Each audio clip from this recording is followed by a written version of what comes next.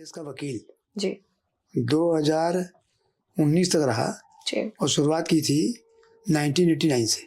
जी 30 साल अनवरत रहा। इन 30 सालों में मैंने बहुत कुछ सीखा और ये पाया कि मंदिरों के बारे में, रख रखाव के बारे में, मंदिरों के पुनरीक्षण, पुनर्स्थापन और उसके स्थायीकरण के लिए जो चाहिए वो हिंदू में वो जिसको कहते हैं कि कोई मर्म नहीं है, कोई स्पंदन नहीं है और यहाँ की जनता सो रही है।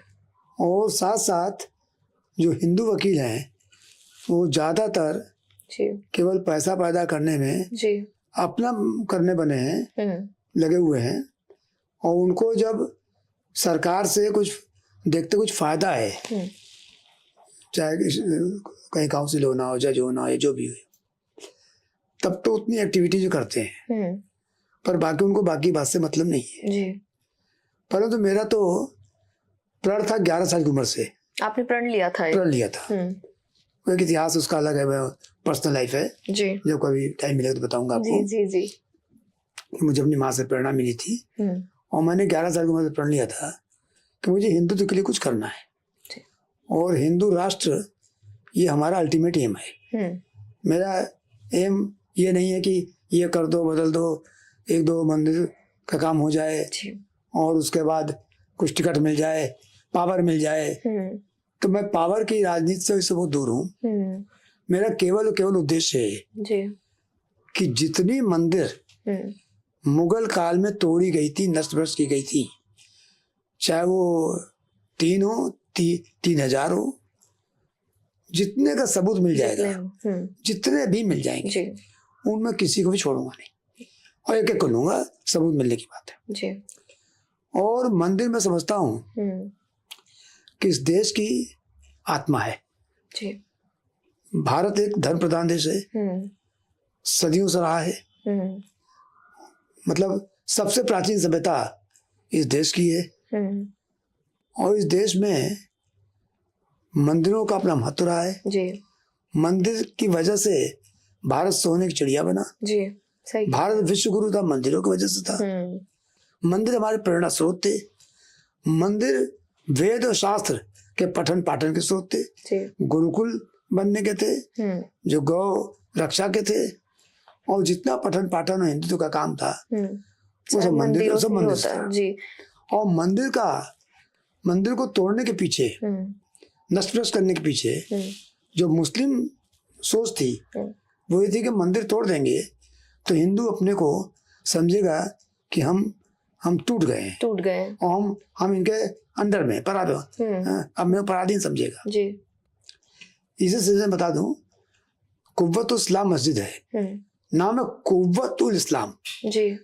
बहुत पहले बनी थी 1192 में, जो पहला गौरी के बाद जो पहला शासक हुआ था। तो कुव्वतुल इस्लाम मतलब होता है इस्लाम की ताकत, यानी मस्जिद नहीं है, इस्लाम की ताकत है। तो मंदिर तोड़ने का मतलब इस्लाम की ताकत दिखाना था और इस्लाम की ताकत को हमें तोड़ना है कि जैसे तुमने इस्लाम की ताकत दिखाई थी तो आज हिंदू की ताकत देखो, सनातन की ताकत देखो और ये ताकत देखो कि आज हिंदू जाग चुका है।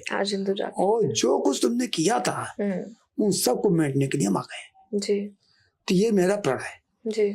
इस प्रण को आगे बढ़ाते हुए मैंने अध्ययन शुरू किया सबसे पहले मथुरा का, क्योंकि अयोध्या के बाद जन्मभूमि के नाम पर दूसरा मामला था मेरे सामने, श्री कृष्ण जन्मभूमि का। तो जब मैंने उसका अध्ययन शुरू किया तो बहुत चीजें पाई, ऐसी चीजें पाई जो कि अकथनीय, अकल्पनीय थी। आप समझिए कि एक तथाकथित समझौता करा लिया गया, मिल्क लोगों ने कर लिया, फर्जी समझौता, और उसका लगा आगे कोई केस नहीं होगा और एक अच्छा भूभाग दे दिया गया मस्जिद कमेटी को।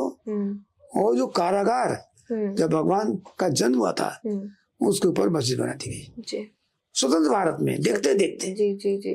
तो मैंने सब खोजा, सबसे पहले किस जन्मभूमि का किया। जब मानव श्री के जन्मभूमि का कर लिया, चल रहा था, तो मैं एक काम करने में रुकता नहीं हूँ और लोग कहते एक काम पूरा कर लो तब दूसरा करो। मेरा कहना नहीं, जितने मिल जाए सबको चला दीजिए। तो मैंने छोड़ा नहीं। फिर मैंने काशी का अध्ययन शुरू किया और काशी का दिन करते करते मैंने पाया, अरे ये तो बिल्कुल ग्लैरिंग है, ये तो बहुत ही अच्छा केस है, जहाँ की हिंदू को सब सामने दिख रहा है। मैं गया, देखा पश्चिमी दीवार जो आज के ढांचे की है, जिसको आप लोग ज्ञानव्यापी मस्जिद कहते हैं, मैं तो उसे मस्जिद नहीं कह सकता हूँ, तो ज्ञानव्यापी कुआं है, ज्ञान का कूप है। तो जो पश्चिमी दीवार है, सारे देवी देवताओं की मूर्तियां बनी हुई है, उस पर सामने दिख रहा है। माँ श्रृंगार गौरी की वहाँ स्थान बना हुआ है, और पूरा का पूरा ढांचा अगर आप देख लीजिए तो सामने दिख रहा है कि हिंदू मंदिर तोड़ के बनाया गया है। तो मैंने इस पर अध्ययन शुरू किया। जब अध्ययन मैंने कर लिया तो हुआ कि वादी कौन हो, तो मैंने एक के बाद एक 6 केस दाखिल किए। पहले दावा तैयार किया, फिर मैंने वादी खोजे, संपर्क किया, इसको समझा कि हाँ इसके लिए यथा योग्य है, उनको वादी बनाया, पैसा मैंने लगाया, खोज मैंने की, पर नाम का मुखौटा दूसरा था। फिर जब मैं 5 दावे कर चुका तो मेरे दिन पता नहीं क्यों एक अनुभूति हुई एक दिन कि माँ कह रही हैं कि इसमें अभी पूरा काम नहीं हुआ है, आपको मेरे नाम से करना चाहिए। अच्छा।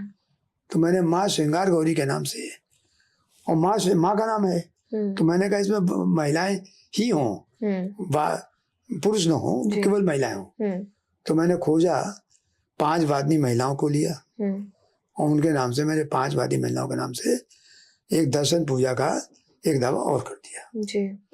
और ईश्वर की ऐसी कृपा रही, वो दावे तो चलते रहे, ये दावा सबसे आगे चलने लगा, सबसे आगे, वो पीछे हो गई, ये सबसे आगे चलने लगा। और मैं कह सकता हूँ कि इस दावे में सब कुछ ईश्वरी हुआ है, ईश्वर की, माँ की इच्छा से हुआ है, माँ की अनुभूति थी, माँ का आशीर्वाद था। क्योंकि देखिए इसमें पहले हुआ सर्वे हो जाए भाई एडवोकेट कमिश्नर, तो एडवोकेट कमिश्नर का सर्वे हो गया। अब सोचिए सर्वे में सबने बहुत अड़ंगा लगाया कि सर्वे न होने पावे, हाईकोर्ट तक गए, हाईकोर्ट से मुस्लिम बच की याचिका खारिज हुई। अब मैं पूछना चाहता हूँ कि अगर कोई जगह पर कोई चीज बनी हुई है, आप यहाँ बैठी हुई हैं, और कोई कहे कि भाई हम मेरी फोटो ले लें, और कोई छिपी नहीं है, तो फोटो लेने की क्या दिक्कत है? पर मुस्लिम पक्ष ने पुरजोर विरोध किया कि यहाँ पर एडवोकेट कमिश्नर ना आने पावे, यहाँ का सर्वे ना हो। जब सिविल जज का ऑर्डर हो गया तो हाईकोर्ट तक गए, वो हाईकोर्ट में गए, हाईकोर्ट से भी वो सब खारिज हुआ।